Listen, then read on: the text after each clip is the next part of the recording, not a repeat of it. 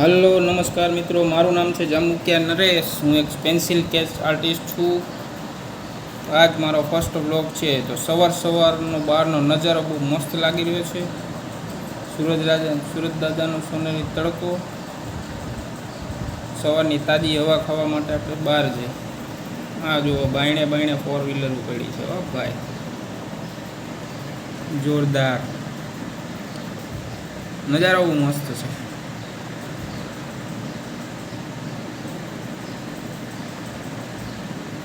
હાલો, આજે આપણે આપણા સબસ્ક્રાઈબરનો સ્કેચ આપવા જવાનું છે.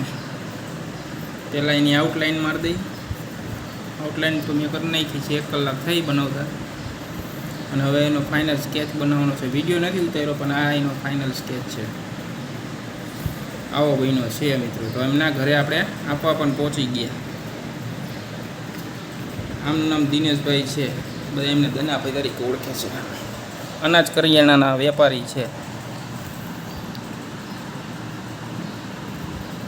ખૂબ જ નિરીક્ષણ કરીને કેટલી વાર આ ફોટો જોયો એમને.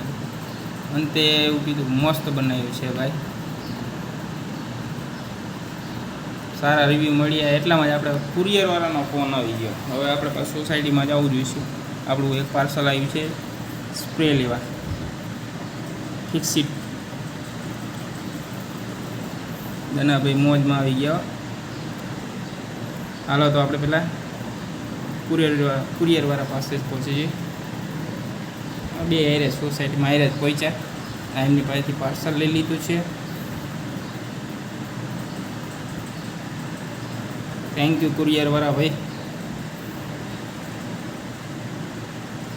પાર્સલને અનબોક્સિંગ કરી નાખી.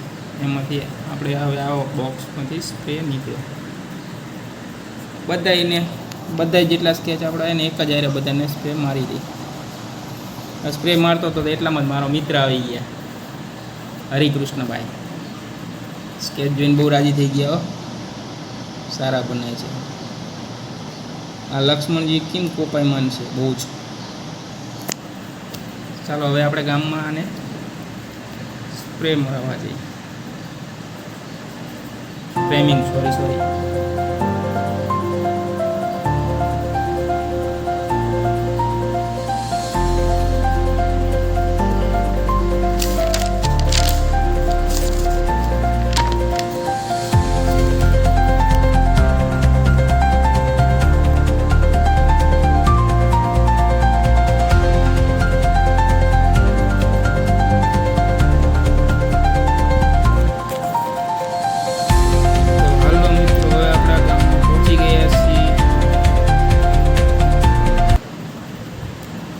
કૃષ્ણમાં. આ છે આપણા દિનેશભાઈ, આપણા જૂના મિત્રો, ફ્રેમિંગના માસ્ટર છે. એમને ફ્રેમિંગનું કામ ચાલુ કર્યું હતું.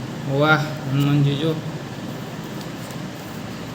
ફ્રેમિંગ થાય ને એટલે એકદમ સ્કેચનો લુક રોયલ થઈ જાય.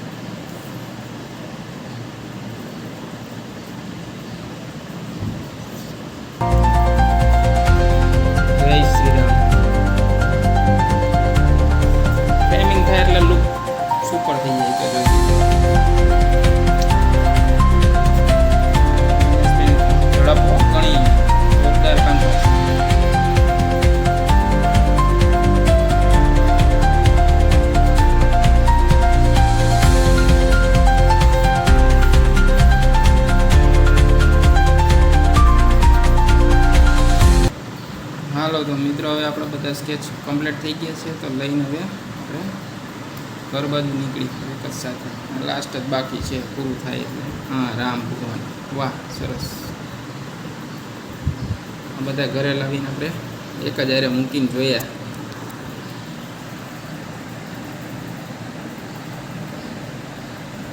મોબાઈલના કેમેરામાં ને રિયલમાં જોઈએ એટલે ઘણો હાથી ઘોડાનો ફેર પડી જાય.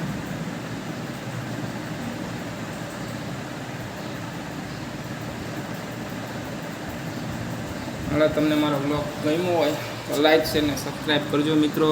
Thank you.